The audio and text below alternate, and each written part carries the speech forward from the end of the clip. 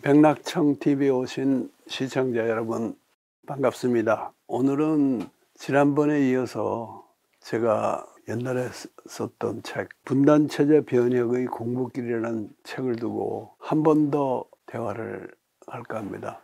오늘 모신 분은 이일영 교수신데요. 경제학자이시고 원래 중국 경제 전공이시죠? 예. 이일영 교수를 모시게 됐습니다. 이 교수 반갑습니다. 네, 선생님 안녕하십니까. 예, 오늘 우선 자기소개를 간단히 해주시고. 예. 아유, 뭐 이렇게 불러주셔서 영광입니다. 저는 그 한신대에서 일하고 있는 이일영이라고 합니다. 뭐 전공은 선생님 뭐 그 중국 경제 전공했다 이렇게 소개해 주셨고요. 예, 중국 경제를 공부하게 된 주로 배경은 어쨌든 한국 경제를 좀 잘 알기 위해서 그렇게 공부를 시작했고, 한국 경제를 하려다 보니까 중국도 알아야 되겠고, 뭐 북한도 알아야 되겠고, 뭐 이렇게 그 생각이 되더라고요. 그래서 이제 그쪽 능력에 맞지 않게 이렇게 좀 관심이 넓어지는 뭐 그런 측면이 있고, 그렇게 하다 보니까 이제 제 나름대로는 뭐 동아시아 한반도 경제라는 틀로 봐야 되겠다 이제 이렇게 해서, 근데 이제 너무 길잖아요 이름이. 그래서 이제 한반도 경제 이제 이렇게 했는데 선생님 영향을 많이 받은 거예요. 선생님 이제 분단 체제론 뭐 이제 이 영향도 많이 받았다 이렇게 생각을 합니다. 그러다 보니 뭐 창비 편집위원 일도 하게 됐고, 뭐 창비 만드는데 좀 뭐 거들고 뭐 이제 그렇게 하고 있습니다. 제가 백쌤 본질을 잘 알고 있다고 거만하게 생각을 하고 있었는데 2007년 18년 그경 무렵인데 선생님께서 그 밖에서 한번 뭐 그 분단 체제 대학원 과정 같은 거 해보자 이제 이런 말씀 하셔가지고, 아유 뭐 난 좀 잘 알고 있는데 선생님께 하자고 그러시네 이제 그러면서 그때 이제 공부에 참여를 했는데 제가 잘 모르고 있었더라고요. 그때 많은 공부가 사실 됐다 이렇게 생각을 합니다. 그래서 선생님께서 이제 그때 저희들 같이 공부한 거 책 2권을 묶어서 내셨어요. 변화의 시대를 공부하다, 문명의 대전환을 공부하다. 아마 이 공부길에서 출발한 뭐 그런 그 문제의식 이런 것들이 이제 다시 한번 리바이벌 됐다 뭐 이제 그런 생각을 해보게 됩니다. 이제 그때 많이 또 배웠습니다. 배웠고 그때 이제 뭐 대학원 다닌 셈인데요. 제가 백쌤한테 그때 본격적으로 공부하고, 이제 편집위원회 같은 데서는 이제 그때 이렇게 시사적으로 듣고 그때 뭐 논의하고 뭐 이렇게 했는데, 그때 본격적으로 좀 공부하게 된 것 같고, 오늘 이렇게 불러주시니까 이제 특별 과외 공부하는 것 같은 느낌도 들고요. 하여간 좋은 기회로 뭐 삼을 수 있을 것 같습니다. 그리고 이제 먼저 좀 선생님께 좀 여쭤야 될 것 같은데, 하여간 시대가 지금 뭐 우울하고 불안하고 뭐 세계가 대혼란이고 뭐 국내도 지금 뭐 어수선하고 지금 뭐 그렇습니다. 다들 뭐 마음을 어디다 둬야 될지 모르고 뭐 그런 상황인데, 마음이 아프면 몸도 아프고 막 그러잖아요. 세상도 그런 것 같고, 혹시 이 어려운 시대 선생님 먼저 안부 여쭙고 싶은데, 선생님께서 좀 이 어려운 시대 어떻게 생각하고 계시고 마음을 어떻게 다스리고 계시고 좀 그런 말씀을 좀 들려주시면 좋지 않을까 생각합니다. 예, 감사합니다. 글쎄요, 마음을 다스리는 비법 같은 건 없어요. 그냥 제가 이제 늘 이런 좀 사회 비평적인 얘기를 하면서도 마음 공부를 동시에 하는 게 중요하다 하는 얘기를 하는데, 저는 그 마음 공부의 표준을 무슨 꼭 뭐 참선을 한다든가 기도 생활을 한다든가 그런 데 두기보다는 소위 사막이라는 게 있잖아요. 불교에도 있고 어물교에서 이제 그걸 조금 더 수정 보완해서 정신 수양, 또 사리 연구, 작업 취사. 작업 취사라는 거는 좀 독특한 표현인데 실천이죠. 실행하고. 그것을 두루 갖춰야 된다 그러는데 그게 말처럼 쉬운 일이 아니지 않습니까? 그래서 하루하루 그런 공부를 하면서 살려고 노력하고 있죠. 선생님 그 회화록 얼마 전에 내신 거 보고서 그 앞에 쓰신 거 굉장히 감동적이었어요.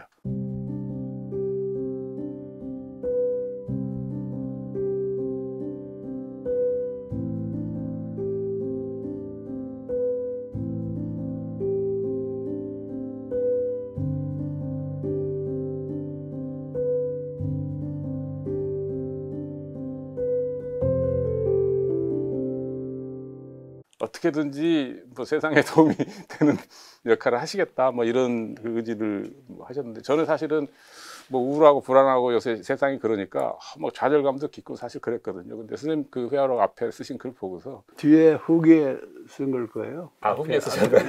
예, 그런데 예. 그거는 우리 단군 할아버지의 이념입니다.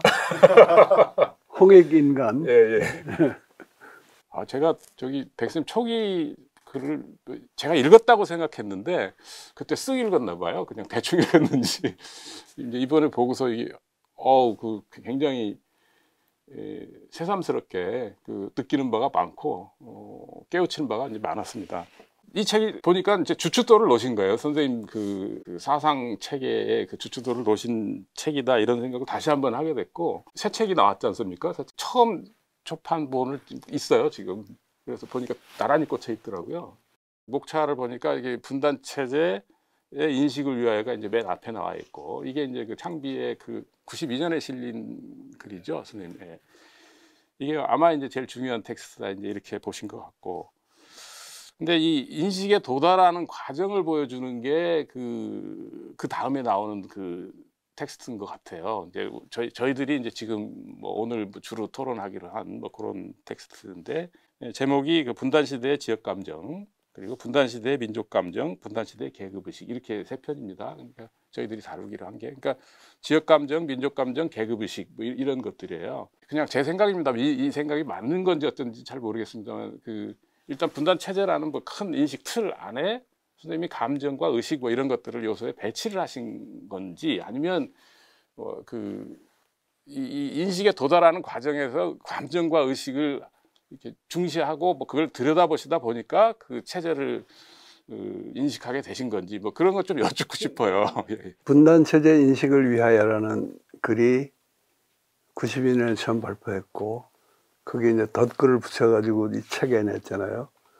그 글은 말하자면 이 책의 주제 논문인 셈이죠. 권도에 있기도 하고 주제 논문인 셈인데 그리고 당시로서는 이제 최근에 쓴 글이요. 그러니까 그 실린 글 중에 그러고서는 이제 다시 그 전으로 돌아가서 또 짧은 글들을 쭉 거의 시대 순으로 배치했는데 이번에 그렇게 지목해 주신 그 세 편은 그 분단 체제 인식에 도달하는 과정에 그 나름으로 중요한 일종의 분단 체제론까지는 아직 덜 갔지만은 분단 시대론 3종 세트 같은 거죠. 근데 제목에 지역 감정이 있고 그다음에 민족 감정이 있고 그다음에 계급 의식이 있다고 해서 뭐 그 제목에 나오는 그 단어에 너무 우리가 얽매일 필요는 없다고 봐요. 처음부터 지역 감정을 얘기하건 민족 감정을 얘기하건 그거는 분단 체제에 대한 인식을 향한 인식을 발전시키는 과정의 하나였고 그런 점에서 셋 다 뭐 인식이 목표죠. 학문을 하고 담론을 펼치는 사람들로서는 인식을 참 명료하게 해서 그걸 발표하는 게 중요하긴 하지만은 그 출발점으로서의 어떤 마음이랄까 감정 그것을 더 점점 더 제가 중시하게 돼요. 아까 말했듯이 뭐 마음 공부가 중요하다고 해서 꼭 학문하는 학자들이 뭐 기도 생활을 해야 된다든가 참선을 해야 된다든가 그런 뜻은 아니지만은 학자들, 그러니까 지식인들이 발언할 때 나는 항상 그 주제, 학문적인 주제를 쳐다보는 동시에 자기 마음을 좀 들여다볼 필요가 있다 이런 생각이 듭니다. 그래서 이러이러한 발언을 내가 하는데 이런 발언을 하는 나는 어떤 사람인가? 어떤 감정, 어떤 마음으로 이 얘기를 하는가? 그거를 좀 마음을 비우고 들여다보면은 어떤 때는 내가 별로 꼭 필요한 말이 아닌 것도 하고 있구나. 좀 학자로서 이렇게 좀 잘난 척하고 싶은 마음이 작용했구나. 뭐 이런 것이 보일 것 같아요. 그런데 내가 무슨 독심술이 있는 사람은 아니지만은 지식인들의 글들을 보면은요. 그런 마음 작용이 보일 때가 많아요. 그래서 그걸 스스로 좀 돌이켜보면서 글 쓰는 게 중요하다 하는 생각이 점점 짙어졌는데 그런 의미에서 마음이나 감정을 인식의 출발점으로 또는 발언의 출발점으로 두는 거는 참 중요한 일 같습니다.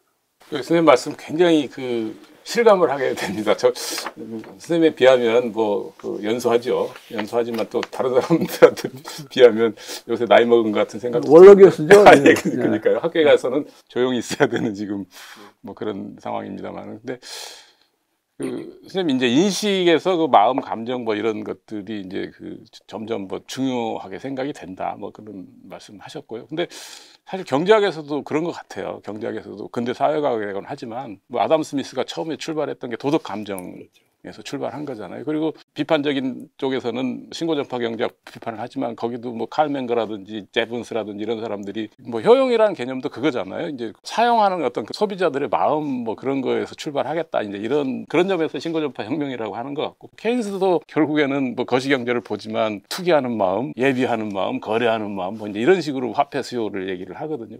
사회과학의 체제론 안에도 그런 마음이 사실 많이 녹아 있는데 안 보인다고 해서 우리가 이제 숫자로 잘 표현 안 되고 이렇게 하니까는 후학들이 상당히 경시했던 측면들이 좀 있는 것 같은데, 쌤 글 읽어보니까 화살처럼 꽂히는 단어들이 있어요.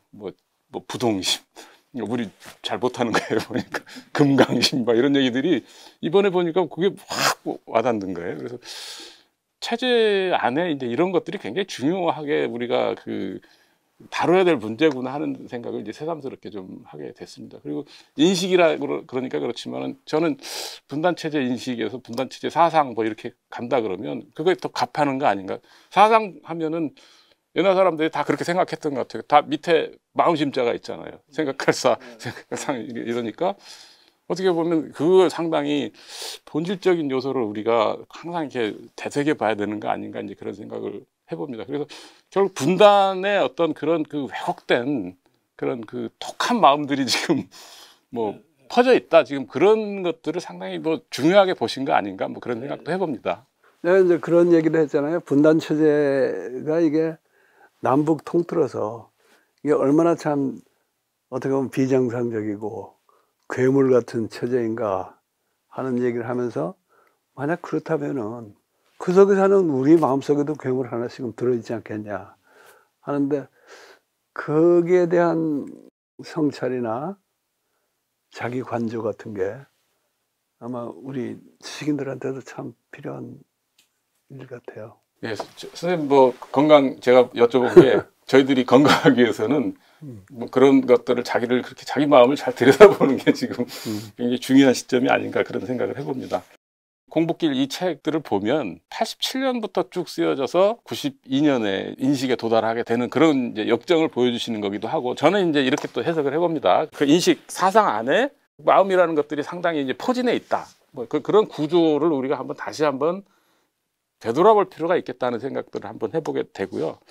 또 한편으로는 이제 어떻게 해서 선생님께서 이제 87년에서 92년 사이에 이런 인식 체계, 사상 체계에 도달하시게 됐을까? 이제 그런 생각도 해봤어요. 저는 제 나름대로는 아주 독특하고 엉뚱한 해몽인지 모르겠습니다만은.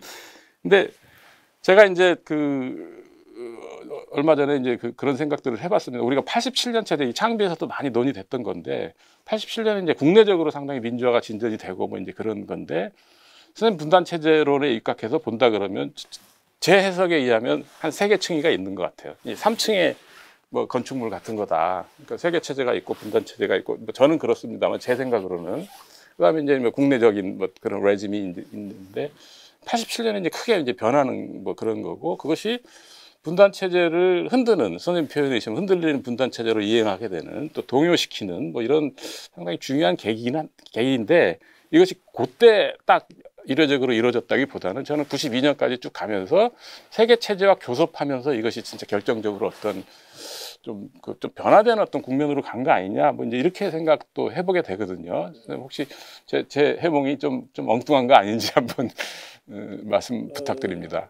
3층 가옥을 비교하면은 그게 적절한 면도 있고 또 약간 오해의 소지도 있어요. 왜냐하면은 분단 체제가 세계 체제의 하나의 하부 체제다 하는 얘기를 하잖아요. 세계 체제라는 가옥이 있고 그 안에 이제 분단체제라는 여러 개 방 중에 분단체제가 하나 있다 하는 비유가 하부체제라는 말에는 더 맞잖아요. 예, 예. 그 하부체제가 2층 방이라고 할 수도 있으면은 한 층은 북한 체제고 한 층은 남한 체제인데 그 전체가 그 가옥 전체의 변화에 영향을 받고 반대로 영향을 주기도 하고 그런 건데 87년에 직접적인 변화가 일어난 거는 우리 남한이라는 분단 국가지만 하니까 국가 내에서의 국내 현상이었죠.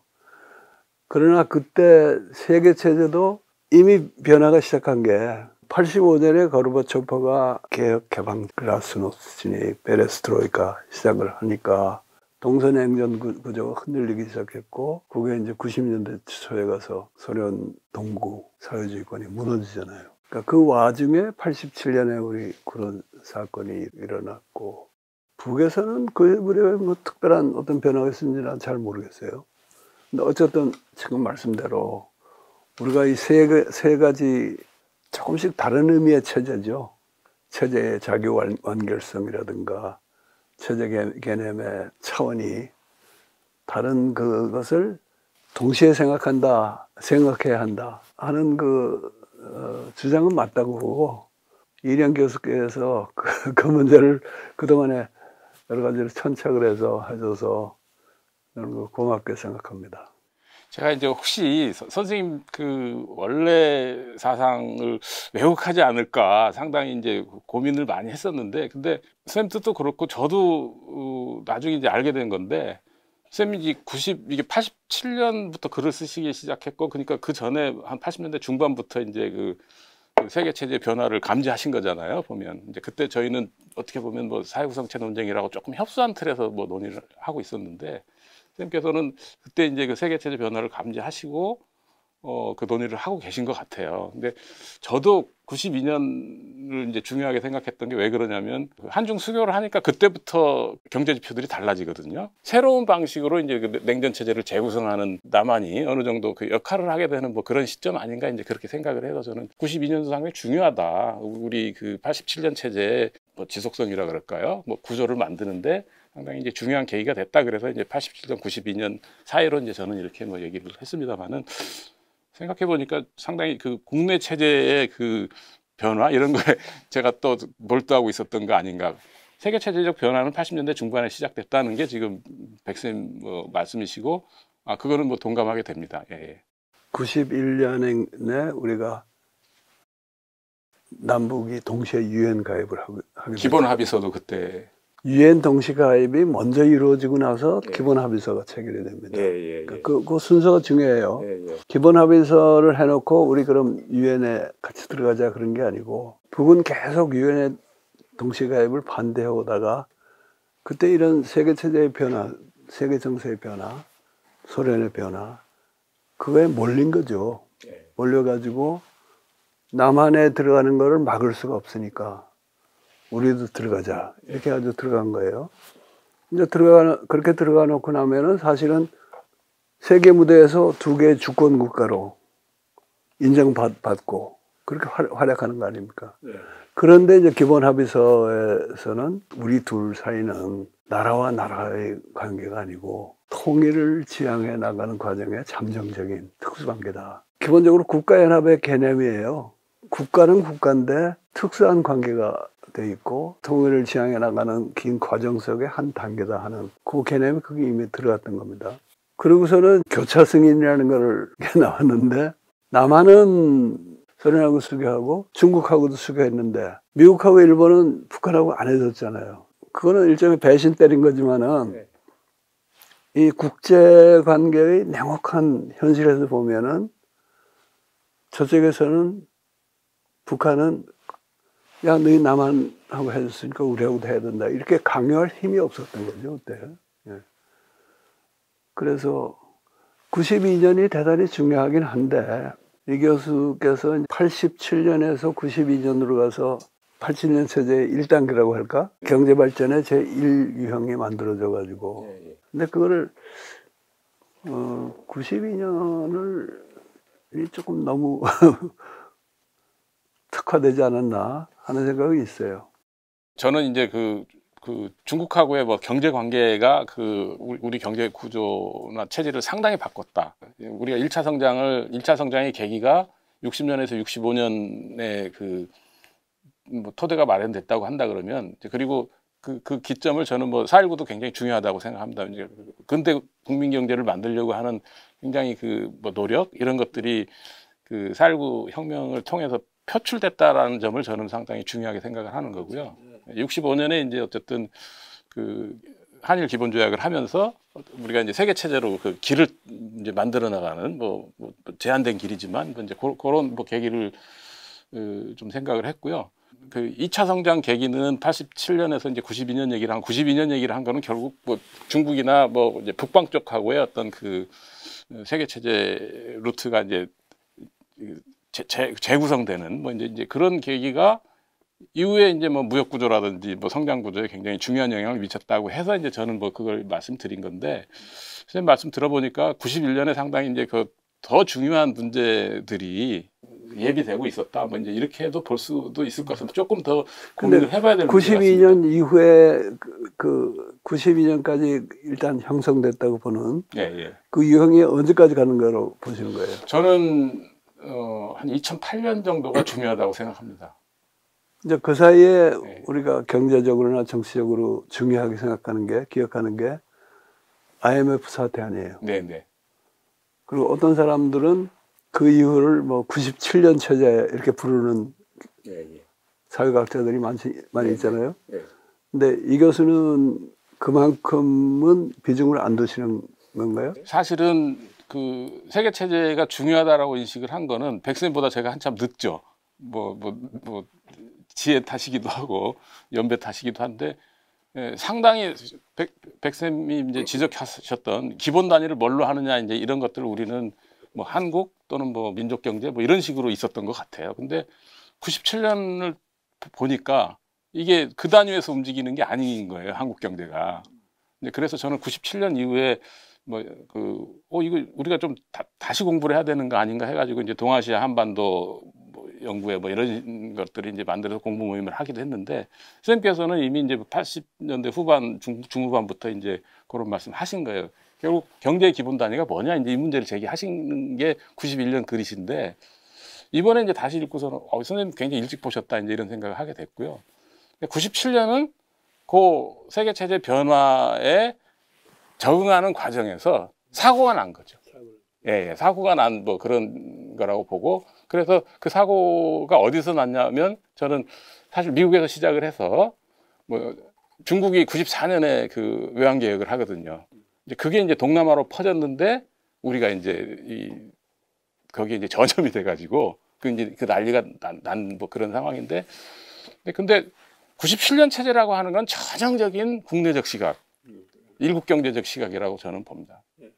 그래서 97년이 우리 국내에 엄청난 충격을 준 건 사실이고 제가 이제 그 분단 체제론이나 세계 체제론이나 이런 것들에 대해서 심각하게 생각을 하게 된 것도 그게 계기가 되긴 했지만 시작은 뭐 백쌤이 보신 게 맞는 거죠. 나도 97년 체제론에는 동조하지 않고요. 그냥 97년에 하여간 중대한 하나의 시련이랄까 그런 기간이 있었는데 나는 경제학자가 아니기 때문에 경제에 집중해서 보기보다는 다른 거하고 이제 같이 보는데 97년에 IMF를 겪으면서 그때 이제 김대중 대통령이 들어와서 그런 데로 수습을 하잖아요. 수습을 하고 나서 그 다음에 타개책을 가령 2008년 그때 이명박 정부 같으면은 신자유주의한테 정말 두 손 두 발 다 들고 그리고 국내에서는 노동운동 탄압하고 뭐 남북 적대 관계를 강화하고 이런 식으로 그 해법을 찾는데 김대중 대통령 때 뭐 김대중 대통령 개인뿐 아니라 그때 우리 국민들은 그때까지 막 김영삼 정부에서 팽배했던 흡수통일론을 이건 안 되겠구나. 우리가 이렇게 거의 국가부도를 맞을 상태에서 무슨 북을 흡수통일하냐 하는 이제 깨달음도 있었고 그 다음에 해결책을 물론 IMF 이후로 노동운동이 위축되고 그런 건 있지만은 그래도 이명박처럼 나가지는 않고 뭐 노사정 협의를 어떻게든지 해보려고 하면서 남북 관계에서 타개책을 찾았단 말이에요. 그래가지고 2000년에 6.15 공동선언이 나오지 않습니까? 그래서 나는 97년에 IMF 위기하고 2000년에 6.15까지 이거는 같이 볼 상황이라고 보고, 나는 87년 체제가 2016년, 17년 촛불 대항쟁으로 박근혜 정권이 무너질 때까지 이 87년 체제가 유지된다고 봅니다. 물론 지금도 87년 헌법이 존속하고 있지만은 나는 87년 체제는 이제 일단 끝났다고 봐요. 근데 어쨌든 그 과정에서 IMF라는 97년에는 하나의 변곡점이 있었고, 그 다음에가 말씀하신 2008년인데 2008년은 우리가 사실은 97년과 같은 타격을 안 받고 잘 넘겼잖아요. 잘 넘겨서 87년 체제가 위기에 처했지만은 그런대로 수습을 해서 넘어가는데 그냥 87년 체제를 유지하거나 그걸 더 좀 나은 체제로 바꾸려고 정부가 그러질 않고 더 나쁜 체제로 만들려고 이명박도 노력했고, 그거를 계승한 박근혜 정부는 이명박은 사실 사기꾼 특유의 일머리를 아는데 그런 것도 없이 그냥 철없이 막 하고 국정농단 하다가 쫓겨났잖아요. 그때까지는 87년 체제가 높낮이가 있고 부침이 있으면서도 잘 유지됐다고 보고 있죠. 저는 그러니까 87년에서 92년까지 형성된 그 경제적인 측면에서 좀 보는데요. 이 경제 구조가 한계에 부딪힌 게 이제 2008년이라고 보는데, 2008년에 굉장히 중요했던 게 뭐냐면 세계 체제적인 어떤 구조 변화가 그때부터 시작되는 것 같아요. 91년에 기본 합의서를 했고 2000년에 6.15 공동선언을 했던 그 흐름을 저지하는 세계 체제적 흐름이 형성되기 시작하는 게 저는 2008년이라고 보는데, 그게 이제 미국에서 사고가 난 거죠. 세계 금융위기가 났고, 미국도 그렇고 중국도 그렇고 상당히 말하자면 그 성장 위주의 이제 미국은 뭐 부채를 막 이제 발생시키는 거, 무역 적자, 재정 적자 이런 식으로 해서 하는 거고, 중국도 나름대로 이제 말하자면 그거를 가져와서 뭐 흑자를 내고 뭐 이렇게 하면서 투자를 막 이제 왕성하게 하던 뭐 그런 것들인데, 그게 타격을 받았다고 생각을 합니다. 근데 그때 보통은 중국이 세계를 구원했다 이렇게 얘기하는데, 저는 동시적인 위기라고 보는데, 이제 중국은 그때 이제 돈을 풀어서 뭐 이제 중국 넘어가고, 저는 한국이 좀 무사했던 거는 그 덕이 크다.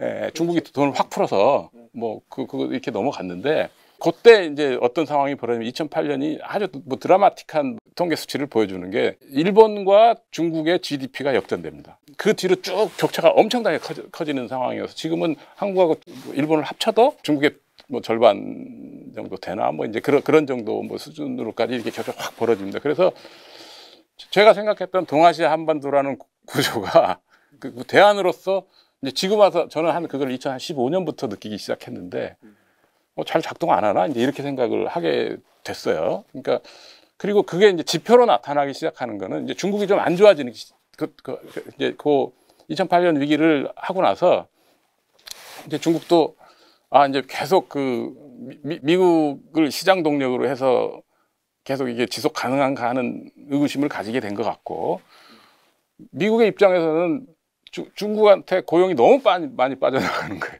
그래서 국내적으로 버티기 어려운 이제 뭐 그런 뭐 느낌을 받게 된 것 같고, 그래서 이제 테러와의 전쟁을 쭉 하다가 이거 아닌가 봐. 이제 미국도 그렇게 이게 자기네들 말하자면 그 경제적 기반이 지금 헤게모니를 유지할 수 있느냐 이제 이런 뭐 생각들을 하게 된 것 같습니다. 그래서 오바마 정부부터 이미 피벗 투 에이시아 뭐 이제 이런 얘기들이 나오죠. 이제 중국이 너무 커지는 거를 이제 그때 느끼게 된, 지표상으로 2008년에 이제 확 드러나니까, 저는 그때 이제 그 정책 변경이 뭐 중대하게 전 세계적으로, 그러니까 특히 이제 미국과 중국 중심으로 나타났다, 뭐 그런 거 아닌가 싶습니다. 그게 이제 분단 체제에도 이제 영향을 미치는 거예요. 2008년이 뭐 세계사적으로 중요한 변곡점인 건 틀림이 없죠.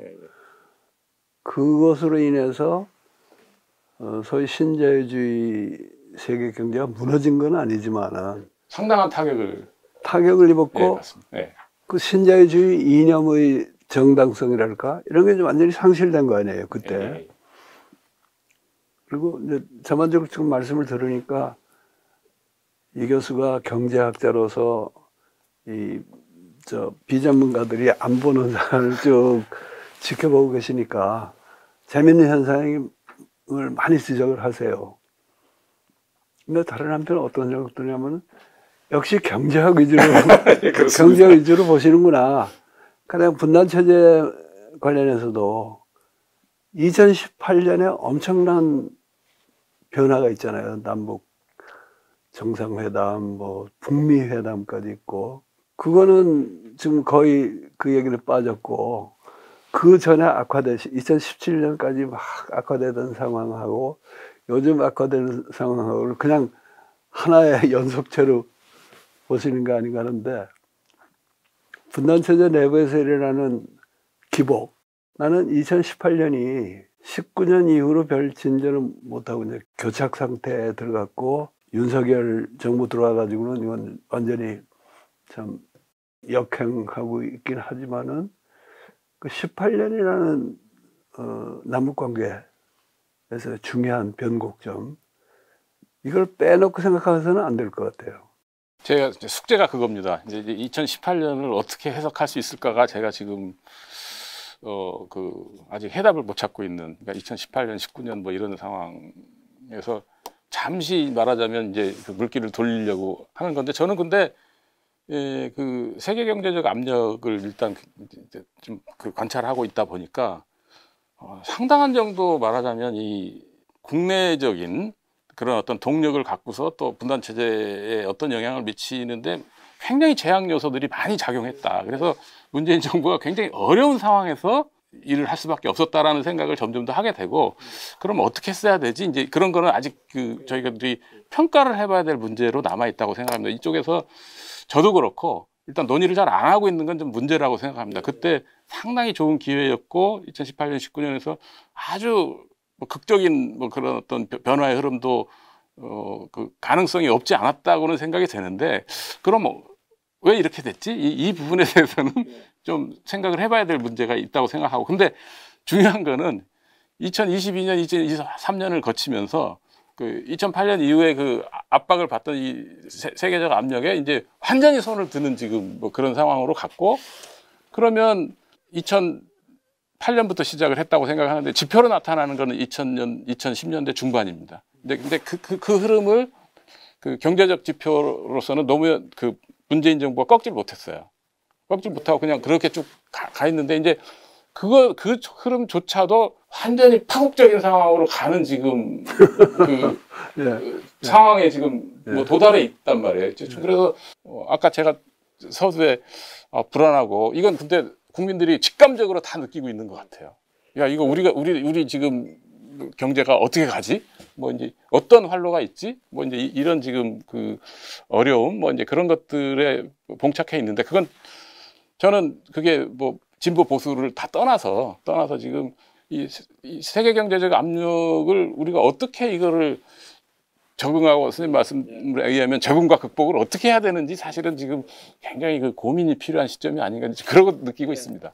그 얘기는 우리가 조금 뒤에 좀 제대로 해봐야 될 얘기 같아요. 그런데 이제 그 전에 저희 경제의 단위 문제, 분석 단위, 이 교수는 경제의 단위라고 하셨지만은 내가 처음에 그 문제를 제기할 때는 사회 분석의 기본 단위라는 표현을 썼죠. 사회 분석에. 물론 경제도 그 중에 하나 들어갑니다만은 경제 분석은 사회 분석의 한 강론에 해당하는 거고. 근데 그거를 내가 그때 이미 뭐 일찍이 그걸 지적했다고 칭찬을 해주시는데 사실 내 글에도 밝혔지만은 그거는 미국의 세계 체제 분석을 하는 학파가 있잖아요. 이메뉴얼 월러스틴 같은 사람이 이제 주도적인 인사인데 월러스틴의 경우는 70년대에 이미 그 이론이 정립이 돼 있었거든요. 우리가 사회를 분석할 때 모든 과학이 그렇잖아요. 자기가 분석하는 대상의 기본 단위를 뭘로 잡느냐. 기본 단위보다 작은 단위를 선택해서 분석할 수는 있어요.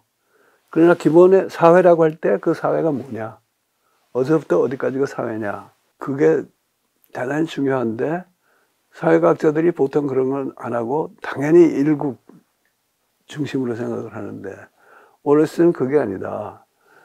이미 세계 경제라는 게 성립이 되어 있으니까 세계 체제가 단위가 돼야 되고, 세계 체제가 단위가 된다는 거는 처음부터 모든 세계가 다 하나의 단위라는 얘기는 아니에요. 이 세계 체제가, 자본주의 세계 체제가 처음에는 서유럽 한 구석에서 발상을 해서 점점 퍼져가지고 지금 거의 지구 전체를 덮어버렸지만은, 어쨌든 기본 단위는 그 세계 경제의 단위가 사회 분석의 기본 단위가 돼야 된다 하는 얘기를 1970년대에 이미 해놨거든요. 그래서 그거를 내가 80년대 들어와서 공부하기 시작해가지고 이 분단 시대의 계급 의식이라는, 그래서 더 명료하게 제시한 거는 뭐 그렇게 놀랄 일은 아니에요. 오히려 만시지탄이 있는 거고, 조금 더 당기면은 사실 그 얘기를 내가 먼저 꺼낸 거는 1987년입니다. 그때 창비 1987이라는 문구를 냈잖아요. 그 사회구성체 문제 가지고 좌담을 했는데 거기서 그 얘기를 먼저 했죠. 87년에서 92년 그 사이에 그 얘기를 했는데, 그래서 그게 놀라운 건 아니고요. 진짜 놀라운 거는 진짜 놀라운 거는 뭔지 아세요? 그 얘기를 내가 하고도 지금 30년이 넘었는데 맞습니다. 그 호응하는 분이 정말 뭐 이령 교수 있고 이제 몇 사람 외에는 거의 없어요, 아직도. 그건 좀 놀라운 현상 아닌가?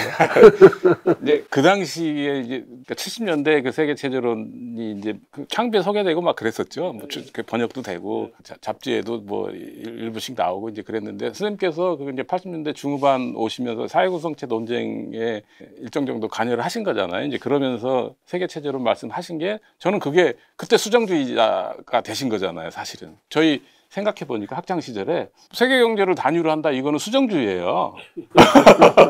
소시민 뭐 이거고 정통파가 아니고 뭐 이제 이런 거였거든요. 근데 지금 생각해 보면 그 지금 젊은 세대들의 감각으로 보면 너무 당연할 수도 있는 뭐 그런 얘기들이죠. 근데 사회과학자들은 뭐 보수 진보를 떠나서 매우 일국적이에요.